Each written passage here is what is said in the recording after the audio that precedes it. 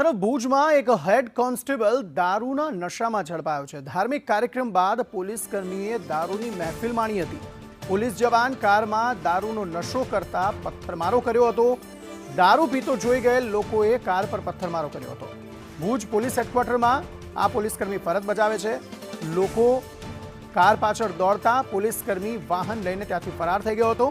Head constable વિંદલાજ Chauhan અને ડ્રાઈવરને ઝડપી પડાયા છે। બંને સામે પ્રોહિબિશન અને વ્હીકલ એક્ટનો ગુનો દાખલ કરાયો છે। ભુજ પોલીસ હેડક્વાર્ટરમાં તે પોલીસ કોન્સ્ટેબલ જે છે હેડ કોન્સ્ટેબલ જે છે તે ફરજ બજાવે છે।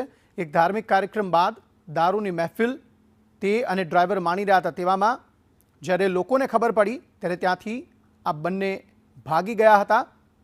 પ્રોહિબિશન અને વ્હીકલ એક્ટ હેઠળ હવે કાર્યવાહી જે છે તે થઈ રહી છે।